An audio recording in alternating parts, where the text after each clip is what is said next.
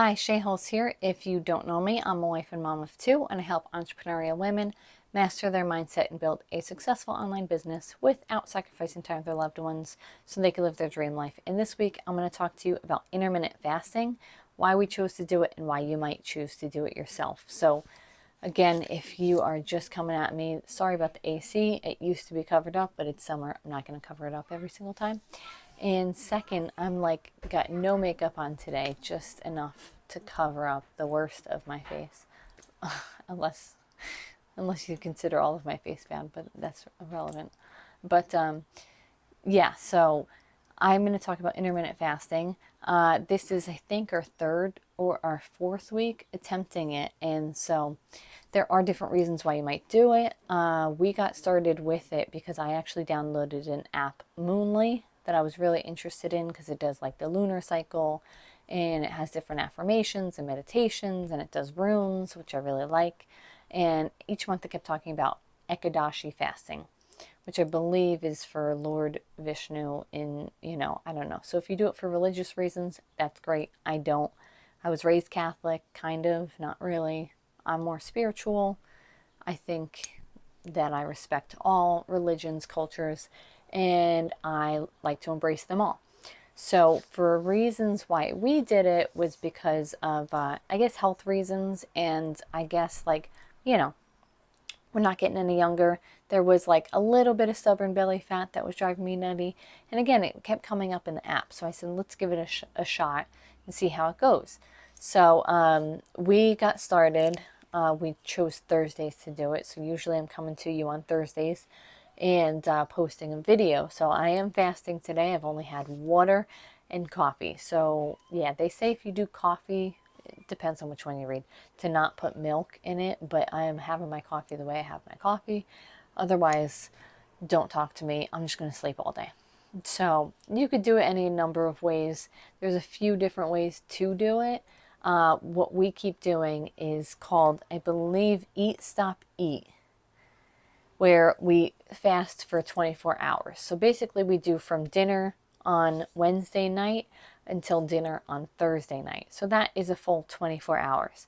So it makes it probably the easiest way to do it because, you eat dinner, you're not hungry, you sleep, and then you still get to eat dinner that night, which is pretty nice. So I'd say around 10, 11 o'clock is when I feel my worst, that pangs of hunger. But then it does kind of go away. And then when we eat dinner later, it's pretty nice. And then, yeah, I don't feel this week like I have a lot less energy than I had the past few weeks. So it might be one of those cumulative things where my body's kind of getting used to the rhythm now. You can do another method that's called the 16-8 method, where basically you skip breakfast and restrict your eating to 8-hour period of time, such as between 1 p.m. and 9 p.m., which I think is kind of like silly because I don't eat past 9 p.m. I probably eat on a daily basis between 9 a.m. and 6 p.m. anyway, which is about a 9-hour span, right? I'm not going to do the math right now. But anyway, so I think so, because like 9 to 5 would be a typical 8-hour work week day. You do have slower mental functions a little bit when you fast. But that is one possibility to do. Another possibility is the 5-2 method, where you consume 500 to 600 calories on 2 non-consecutive days of the week, but eat normally the other 5 of the days. My source for all of this information is healthline.com, which I find to be a pretty reputable source. So again, you have a few different methods you can do if you want to do intermittent fasting. I think that it kind of goes on to explain that the fasting method that we are doing is probably the most beneficial, but any method where you are, restricting calories for an extended period of time or having fewer calories is best for you. But having like absolutely none for such a long period of time is really going to like kickstart your body. Obviously, it's the hardest one to do, but that's why it's also the most effective. So again, I talked about religious reasons why you might do intermittent fasting, but let's kind of talk about like the health benefits of it, because I wasn't really aware of health benefits of it But I'll preface it, I guess, with thinking about, like, we like watching the show Naked and Afraid. And, the way that they do it there is kind of like how human beings evolved, right? To, if, whatever. But, you would eat berries, you'd eat nuts, you'd eat, some leafy greens. And occasionally you would get like a big score as far as a deer or a wolf or a bear, or why am I going, or a turkey or a chicken, or whatever. You didn't have meat all the time. You really kind of just foraged for your food most of the time. And sometimes you went hungry for extended periods of time, is what I'm getting at. So our bodies are kind of more used to this type of eating in a sense. You couldn't just go to the grocery store.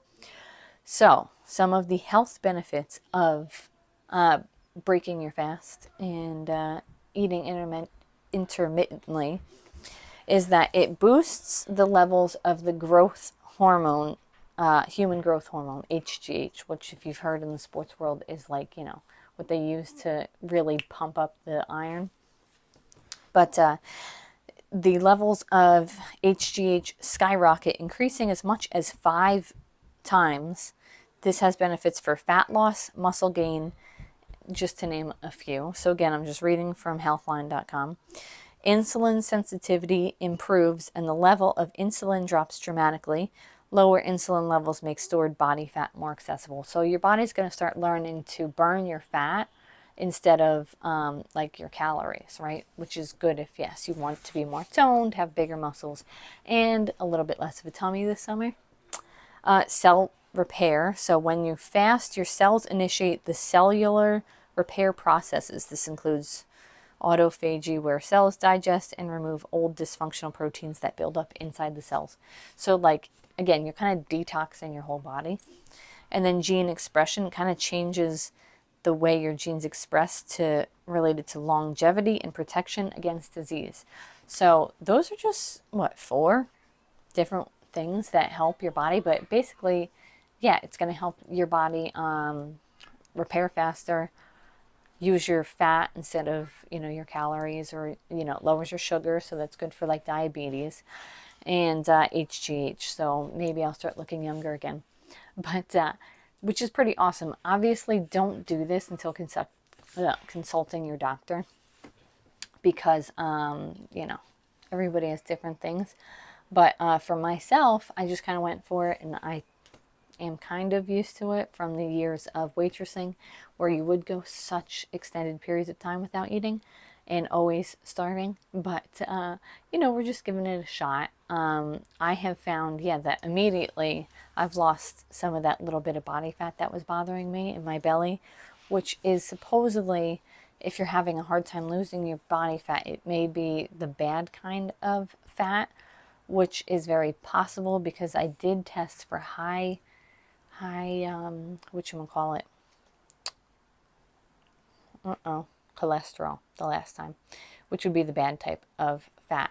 Even though we eat, I think, very healthy, it still happened, and it's still possible to happen. But yeah, so that bad fat stores actually around your like organs, which is why it makes it so bad. So now my body is going to start using that up instead, which would be awesome. It doesn't improve my baby belly, really, because after you have babies, your belly never looks the same. Not really, but that's fine.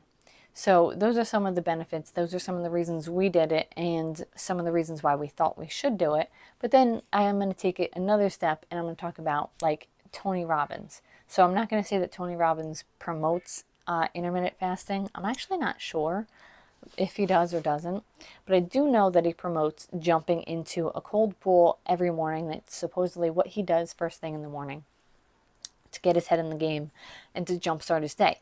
So why does he do that? So he does it because it's kind of a metaphor for life, just to go for it and, don't hold back. And even if it's going to be difficult or a little bit, whatever, just to do it. But the second part of that is that it stimulates your vagus nerve, which is supposedly the one that's sort of at the base of your neck, which is going to lower your stress levels, increase cortisol levels, make you less stressed and more happy at the same time. So when you think about it in terms of intermittent fasting, again, it's sort of that same metaphor for life, that sometimes you do things that you don't necessarily want to do, but because it's going to take you to that next level in life, that next level in where you want to be, where you want to go, what you want to envision from your life. So sacrifice now so you can have more later. That kind of a deal. So if you found some value in this video, please like it, share it with somebody you think would find some value in it as well. And be sure to, subscribe or follow me or comment down below. Let me know if you are going to try intermittent fasting, and if so, maybe what method you're going to choose. Meanwhile, I'm going to go dream about dinner for the next, I think, 4 hours. So, no big deal. Again, thank you for watching, and yeah, here's to your best life. I'll talk to you next week. Thanks. Bye.